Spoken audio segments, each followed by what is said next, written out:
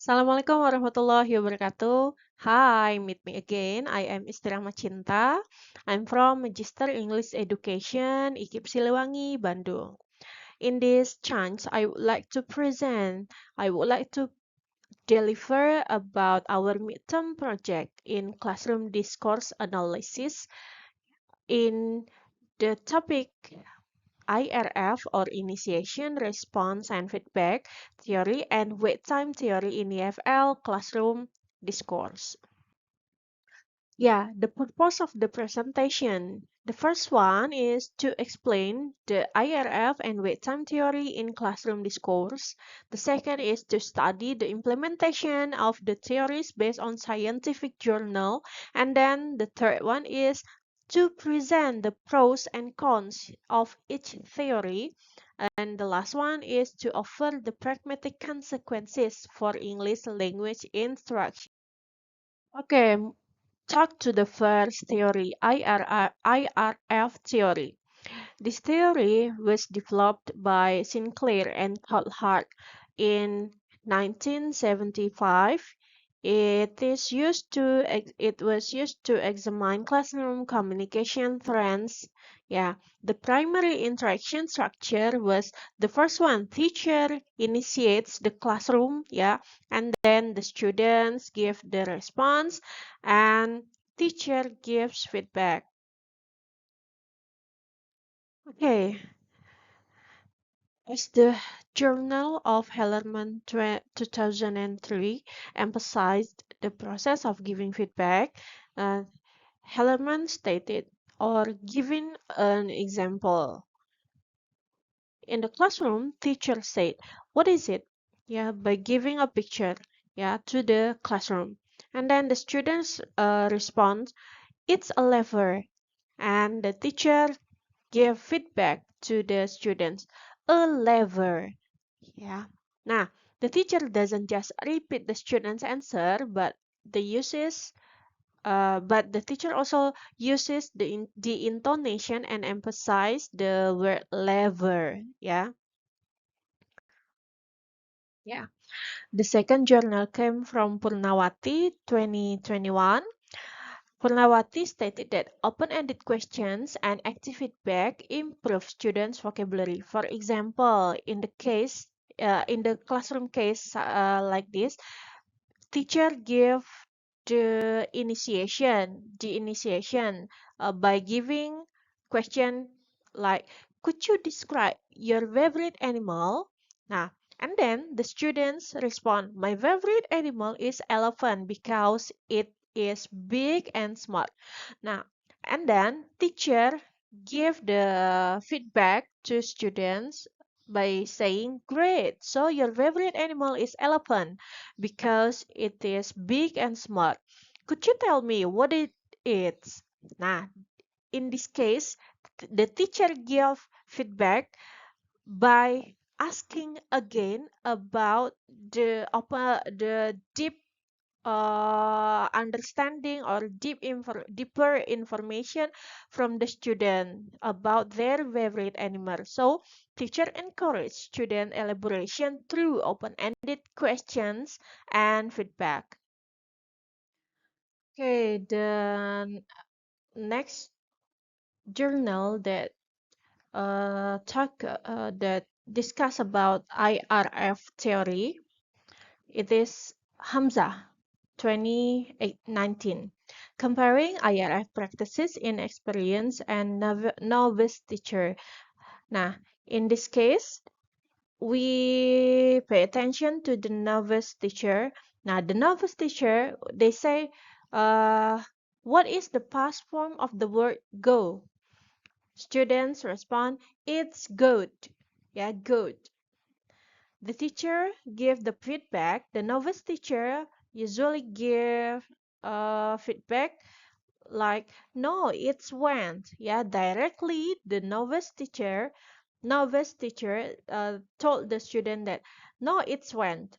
Now, whether when we pay attention to the experienced teacher, the teacher who was experienced in teaching with IRF, how they give a better feedback to student. Now, like this, when teacher said or asked what is the past form of the word go, the student said it's good. Now, experienced teacher will give different feedback from novice teacher. Yeah, experienced teacher will said, good sounds like a guess. Yeah, only guess. Let's think. Do we say I go to school yesterday or something else? Nah, in this condition, the teacher uh, ask students to wondering, to guess, is it true that I use the sentence I go to school yesterday, or we can give some another word to change the good one. Yeah. Experienced teacher give more space for reflection and guide students to correct answer through elaboration, not just correction. Okay, move to the next slide. We talk about pros and cons of IRF. From the journal that I got before, some pros and cons were found. The first pros is IRF provides an interaction analysis, a logical structures, and then IRF also the ideal for understanding teachers' dominant role in communication. And the last one, IRF can be elaborated upon with more details or feedback questions. And then the cons or the negative one from IRF. The limitation, we talk about limitation of IRF. In IRF theory, it is too teacher-centric, may stifle students' initiative. And then it also doesn't necessarily encourage two-way communication. The last one, the cons is about the feedback. The feedback is often an assessment rather than an explanation. Okay. Okay, from IRF theory, we move to the second theory. It talks about wait time theory. Now, wait time theory, introduced by Mary Bud Rawi in 1974. Yeah, this theory used to examine classroom communication trends. Now, the primary interaction structure, such as here, yeah, you can see that the first wait time one pause is a pause after teacher asks question. So when teacher asks question, the teacher pause for a while, for a second, for example, yeah, for some seconds, uh, after giving question, and then the student will give the response. Now after student giving the response, we move to wait time 2. Yeah, the pause after the student's answer before teacher's response. Yeah, as you know, in classroom language, student and teacher always have each feedback. Yeah, student and teacher ask for question and then student answer and then teacher give their response. Now, between the response, teacher give wait time. At this case, in this condition, we call it wait time. Yeah, Uh, about wait time theory, I had found some journal. The first journal came from Tobin, 1986. Studies the impact. Tobin studies the impact of wait time duration in mathematics and language lessons. Tobin also emphasized that by showing the pace of questions and answers, teachers actually accelerate the depth of students' understanding. Okay, this from Tobin's journal. Uh, it gave us example of the case where wait time theory can be applied. Yeah, teacher when teacher give a question, what is 7 times 8? Yeah, and then the teacher waits for about 4 seconds without repeating or giving instruction. Now, from the 4 seconds that teacher gave, students will think about the answer. Yeah.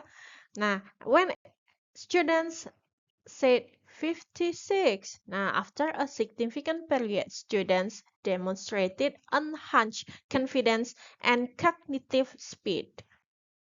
Move to the second journal, which talk about wait time theory. Attar 2018 focuses on how wait time operates in various contexts, including in English classroom. Attar distinguishes between material context mode and classroom context mode. And then wait time, uh, uh, Attar stated that wait time is effective if it's tailored to the context and purpose. Nah, here is the application of wait time theory stated by Attar. Teacher asked student, why do you think the main character was sad? After giving the question, teacher wait for about 5 seconds before students respond. Nah, when students respond, because he lost his friend and felt guilty about it, students' answer is more reflective and in-depth because they have enough time to think. Yeah. Okay, the next journal about which talk about wait time theory. It was came from Kamalasari and Zainal, 2021. Yeah. The journal examines the average wait time provided by junior high school teacher in English lesson is about 3.45 seconds. Most of teacher doesn't realize pedagogical impact of wait time, and this journal suggests the need of teacher training to recognize and utilize these breaks as a strategy to increase students' participation. Now, here the example of application, yeah, the application of wait time theory from Kamalasari and Zainil. Teacher asks student, what do you do? What do you do in the morning? Teacher wait for about 3.5 seconds before students respond. Student ask, I wake up, I take a bath, then I brush my teeth. Nah, students' answer become more complete and structured, showing the positive effects of implementing the minimal waiting time, sorry. Okay, same with IRF theory. Yeah, waiting theory also has pros and cons. Now, we talk about the pros one, yeah, the pros first, yeah. Improves the quality and depth of the students' response, encourage students' critical thinking and confidence, and also with time reduces the teacher's dominance in discussion. Yeah, from the case or some application in the classroom, yeah, we can notice that wait time give students more time to think about their answer before they say it aloud. Yeah, and then uh, talk about the cons or the limitation of wait time. Not all teachers are being comfortable silence in the classroom, and that wait time also, the teacher also think that wait time is difficult to implement without training. Yeah, so it should be a training to apply wait time theory in classroom. The last one is not always appropriate for all types of question. Yeah, that's the pros and cons about wait time theory. Okay, talk about practical implications and potential innovation. Yeah, potential innovation. So we hope that this kind of tool can improve our education system in our classroom management. The first one, implication for teaching practice. Nah, teacher needs to vary the IRF strategy with open and reflective questions. Yeah. And then the application of wait time of 3 seconds gives students space to think. The last one, teacher training and practice needs to focus on discursive awareness. Yeah. And then about the potential innovation, yeah, potential application in educational innovations or entrepreneurship. The first one, we need a development of interactive training modules based on IRF and wait time theory. And then we also can innovate a digital application that stimulate IRF based classroom interaction practice.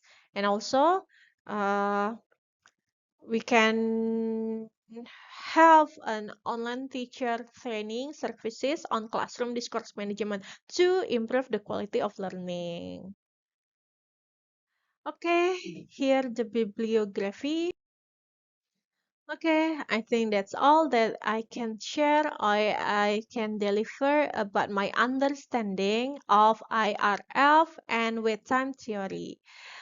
Thank you for your attention. Thank you for my lecturer, Mr. Dasep Supriyadi. I hope you enjoy my presentation.